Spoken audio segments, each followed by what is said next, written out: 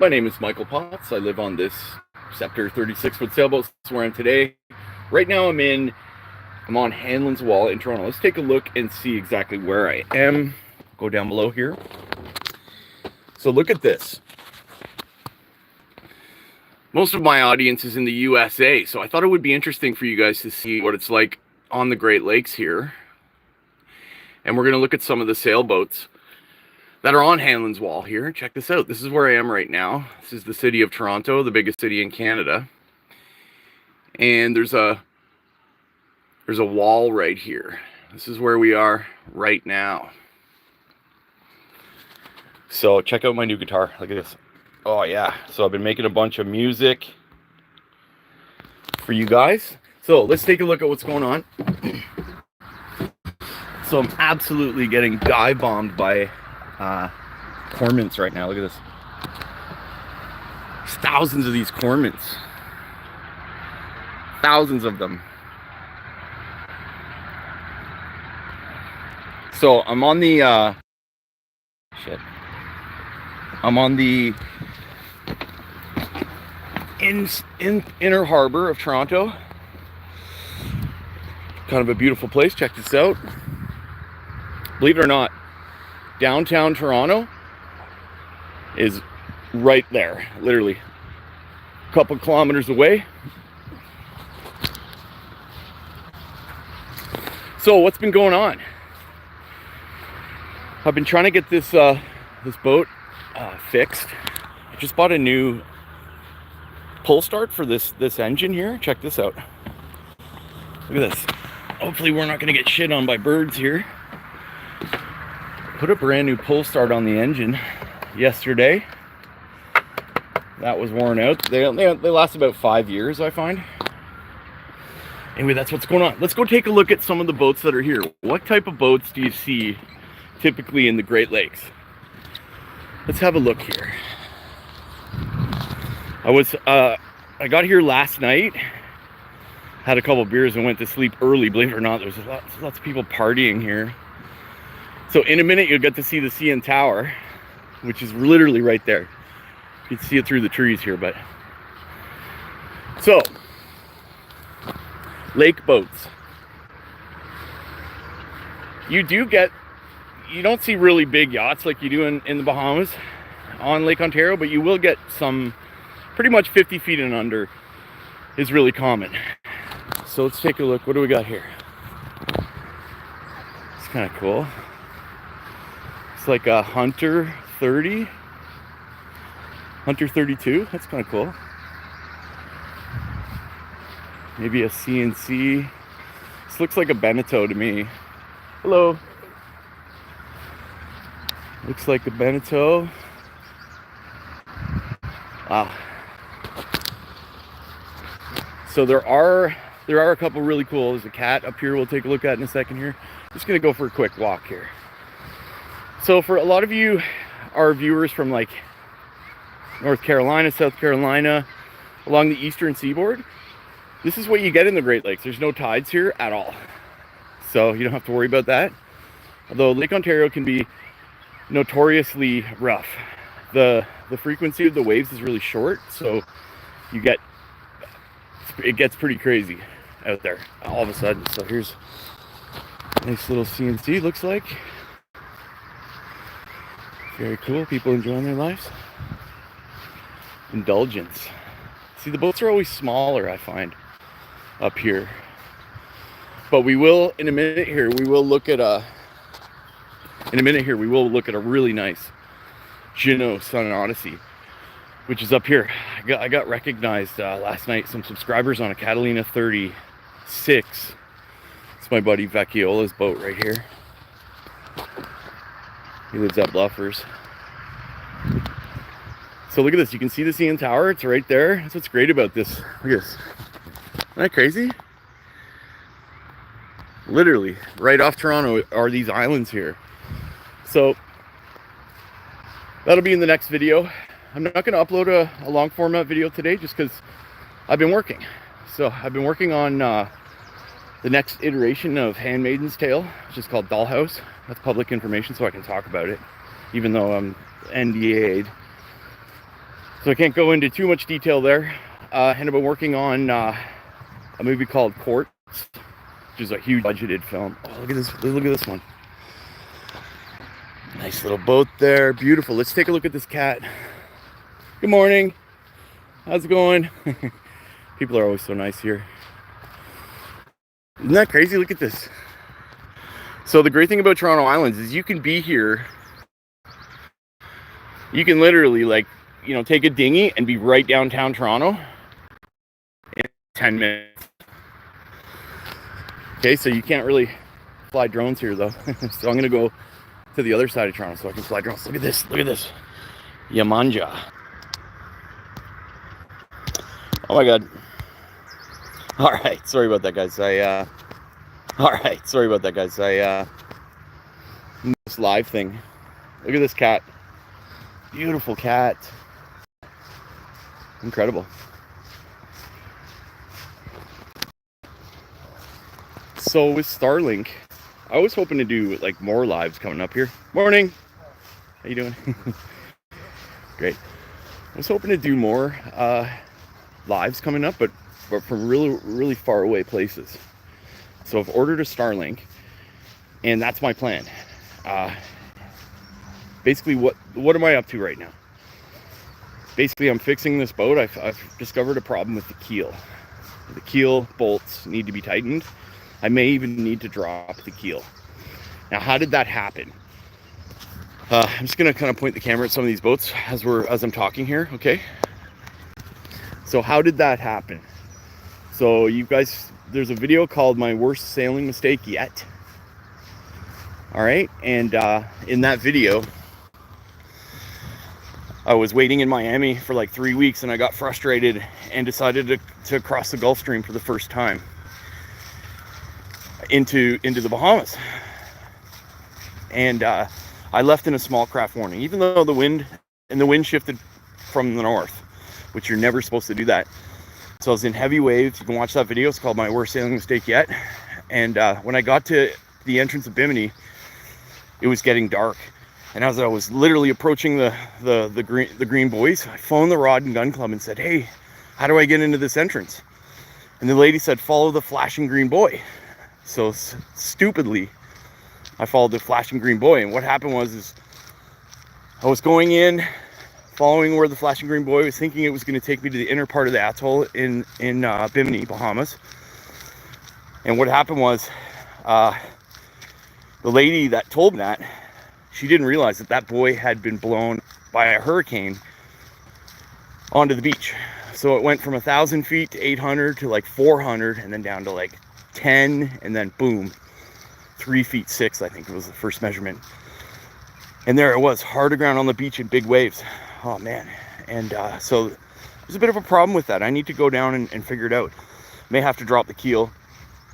I may just get into a bigger boat. I don't know what I'm gonna do, but that definitely needs to be addressed like right away. So I had a good look at it. There's no water intrusion or anything. It's just a little bit of right where the front of the keel connects to the hull. There's a bit of a crack there. You can't see through it or nothing. There's just a little cracked line. So I have to address that. If anyone knows what I should do, leave a comment down below on how to fix that. I need to haul out, do a bottom job, and really have a good look at it. You know, do some destructive testing. Anyway, check this out. Got here. It's all older, like 80s and 90s sailboats are really common on Lake Ontario and in the Great Lakes. It's a nice one. So this guy's med-moored. It's kind of cool. It's got no mast. Tiny little boat with a huge Furuno. That's kind of cool. So up and coming here is some really nice sailboats here. All right, look at this Sun Odyssey 35. Beautiful. Look at that thing. The walk-through transom. Oh yeah. Beautiful. If I was going to buy another boat, I think it would be a full keel boat rather than a fin keel. I mean, it really is the right thing to do if you want to do any serious long distance sailing, like sailing around the world. So if you did run aground, you wouldn't have to worry too much about stress on the keel. Look at this tiny little boat. Cool little Bimini job. Isn't that great? The beam on this is like 5 feet. Wow, tiller steering. Now this is nice. Look at this Southern Cross. Look at the rig on that. Oh yeah. So I'm pretty sure this is a Beneteau. I love that design. The windows on the hull there, incredible. Storage for Sun Odyssey 44. That's what I need right there. Look at that, eh? Look at the dual helms, big, huge bimini enclosed area. That folds up so you can use like a little dock or whatever. Oh yeah, in-mast furling. Look at that. That's what we need. Although I'm sure there's a lot of us out there that'll say, I don't know about in-mast furling. It's an extra thing that you kind of gotta pay attention to that may break. Because if your vessel was, you know, you're out at sea and something goes wrong and you can't take the sail in, it could be bad. You'd have to cut the sail, which was done on my boat, believe it or not. Murray, the last owner of my boat, he did that with the Genoa. He got it all tangled up and he was in a situation and he cut it with a knife. So that's why the Genoa is new on my boat. Relatively new. It's been, you know, it's been down to the Bahamas and back. But all right, let's look at some more sailboats here. Lots more boats coming up, guys. Stick around, hit the like button. Look at this Toronto in the background. So how much does it cost? How much does it cost to be here? It's a good question. So I was told it was 30 bucks a night, but when I came in last night, the guy came by with like one of those little digital cash machines. It came to 72 bucks with tax to be here, and you get power and everything, which is kind of cool. Wow, look at that, eh? It's kind of cool design. I'm not sure what boat that is. That's kind of cool, eh? Look at that. He's built like in a little extra area on the back there. A little platform, swim platform. Very cool. Nice Catalina 36. Very nice people. Hello.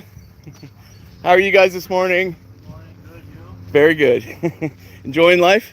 Yeah, absolutely. Excellent. So we got, look at this Beneteau 40. Oh, yes. Now this is the boat. Either that one or this one. This one's going to cost you an arm and a leg. Let's take a good look at this one, though.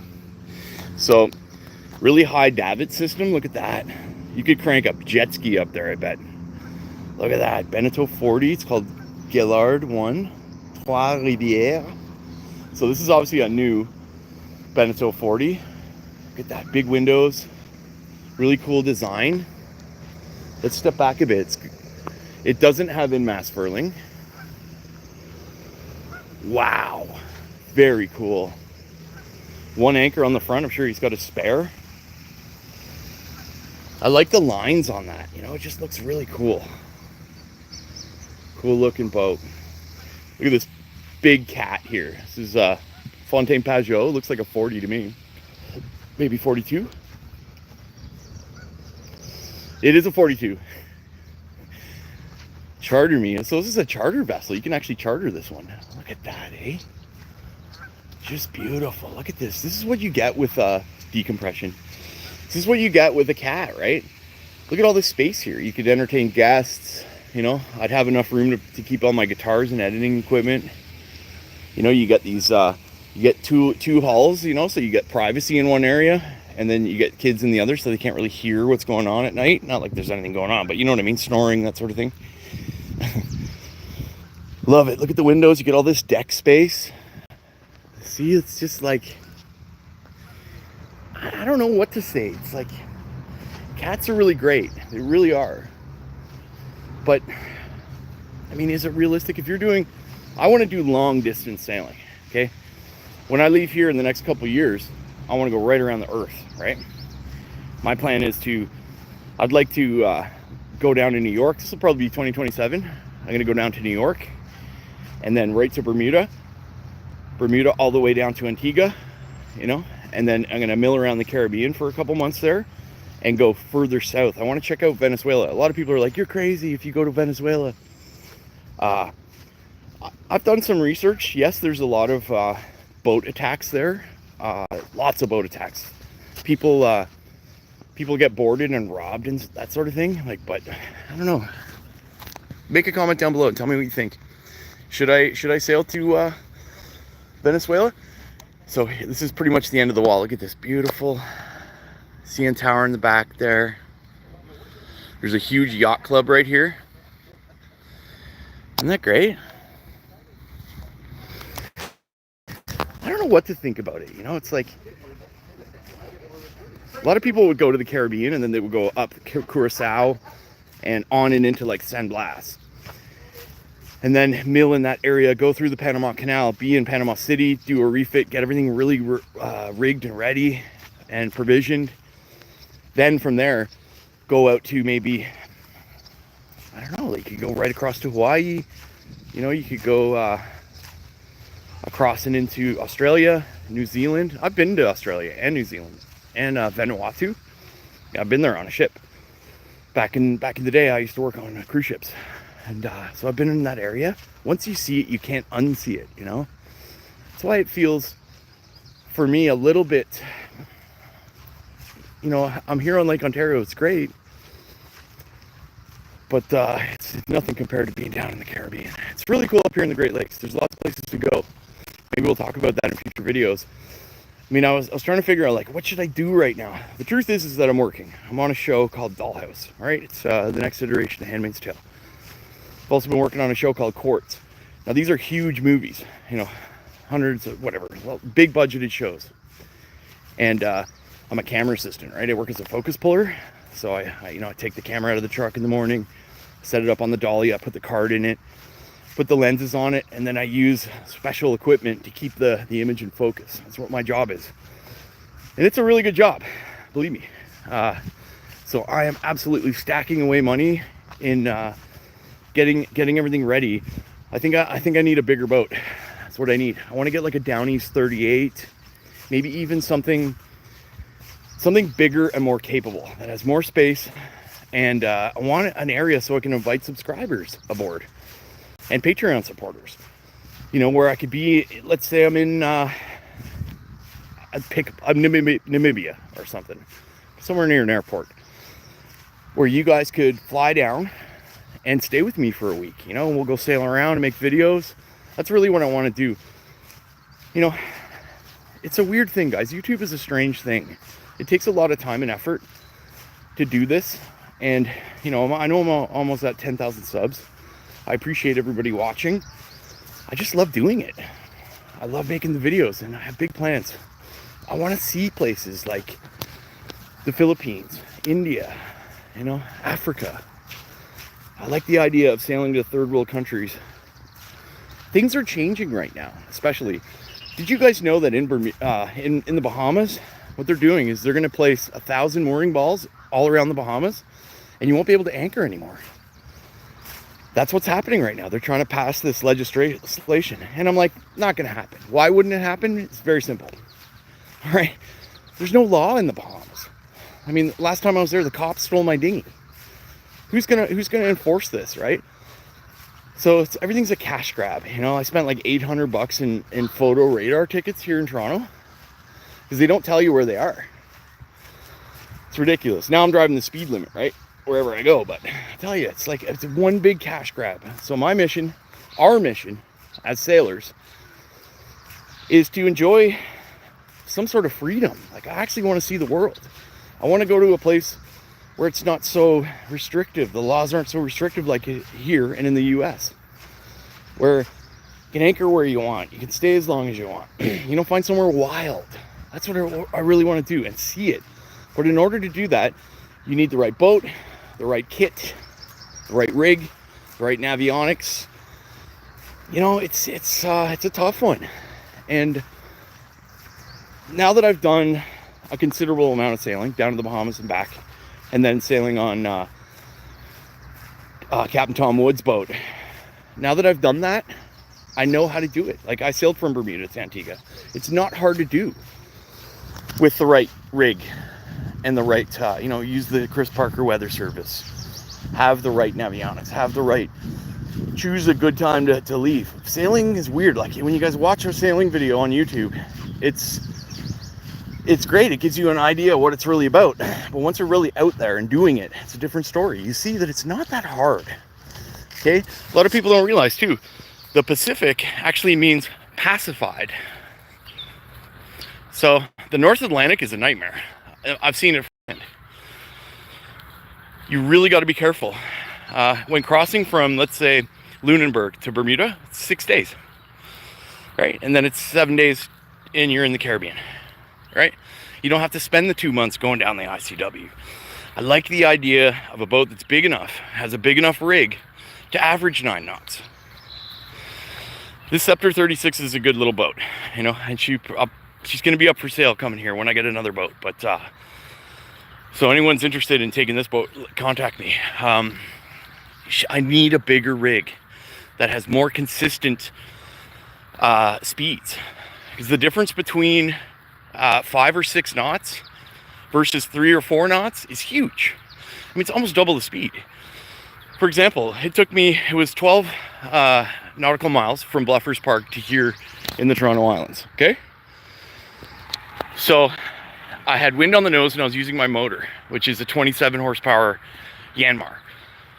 And I was averaging 4 knots. It's like, it's not quick enough. I need something, a bigger engine that's more powerful so I can power through currents, you know, tidal currents, that sort of thing.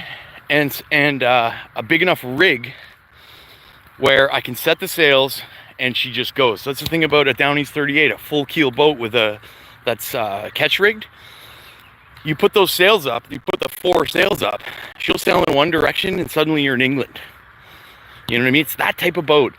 My boat, which is over there, we'll take a little look here. So all the way over there, getting pooed on by cormorants. Get the zoom on this camera, isn't that great? So we got 31 people watching right now. I appreciate everyone watching the videos. I really do. I love making the videos. The video I'm working on right now is all like my own music. We're releasing that next week that I've been writing. I got a new guitar set up and anyway. The whole point is, guys, we need to sail around the world. It's got to happen. And I'm going to document my sort of personal and physical journey of getting to that point. And then, you know, I'm going to have the Starlink. I'll be able to do more lives. Actually, all the data comes. I only have 80 gigs per month. That's how I've been doing this for the last 6 years. You believe that? So with Premiere, you can export videos in low resolution. It's called bitrate. You know, I want to post in full res, where you watch a video, it's like 10 gigs. You know, it's half an hour long. You get the full, you can put it on a big screen. You're gonna get some better cameras. Yeah, so I know exactly what I need to do. It's just a matter of acting, you know, actually committing to it and saying, I'm not gonna be, it's amazing how much money you can save if you don't buy the Starbucks coffee, if you don't buy the steak, if you don't drink beer all the time on weekends. You know what I mean? Like, there's so many things you can do to save money and just put it away. Because we all know if you're on land, you're going to get taxed to death. Everything is so expensive on land. Once you're on a boat and you're actually out at sea, you're not spending money. It's great. You could go for years. And that's what we really want to do. So beautiful. Look at this place. Look at how many cormorants. I can't believe this. Look at this. This is nuts. Thousands of them. So, in conclusion, the Great Lakes is cool. There's lots to see. Lake Huron, Lake Superior. You know, you could even sail to Chicago and go down the center of the U.S. Great Lakes is awesome. The St. Lawrence River, Gananoque in particular, is beautiful. You know, the first like 10 videos are in Gananoque on this channel. It's very beautiful up there, but it's not the Caribbean, and it's not the eastern seaboard of the U.S. I don't think it's that interesting, to be honest with you. I want to see somewhere really far away. Fiji, New Caledonia. You know, India. It's got to be places we can go to that are really far away. And once you've gotten that far, you're committed, right? You might as well keep going. I actually want to be able to say that I've crossed the Pacific. I mean, so what would it take to do that? What kind of boat would you need? And these are things that I'm going to be talking about and discussing, speaking from experience of what actually is needed to do these sort of passages. If you have the same dream as me, where one day you want to leave on a boat that's fully equipped and go in one direction until you go around the entire planet, then this is the channel for you. So that's pretty much it. So I'm going to continue on and make this video that I'm making for you guys right now. I'm going to sail around the harbor here, and we're going to go to Outer Harbor Marina. And that'll be it. I appreciate everyone sticking with the channel and watching the videos and hitting the like button and subscribing. I'm going to make some more shorts. Because I work in film, I have very limited time. So all of my time off is spent doing this. So I hope everyone appreciates it. Look at this boat. She really is in rough condition. To think that she's on Lake Ontario and this thing was just down in the Bahamas. You know? Incredible. It is possible, guys. Long distance sailing is possible. Don't forget that. I know a lot of captains are hesitant when they first buy a boat to do passages. It's the best thing you could do. Get out there on your boat, see how far you can go, and you'll experience the same thing that I experienced, which is it becomes addictive. You want to see what's around the next bend, you want to see what's around the next horizon, and that's what sailing and cruising is all about. Is exploring this planet and seeing it for ourselves and seeing what's really going on. I want to see the 17,000 Chinese fishing boats that are destroying the planet and do something about it. Make a difference. I want to see the fact that the coral has been damaged by climate change over the last 50 years here. I want to see it for myself and show you guys along the way. So on that note, really appreciate you guys watching the videos. I got a special video with all original music that I wrote on this boat with my guitar coming up. Stick around for that. And that's it for this video. Captain Michael signing out. We'll see you in the next video.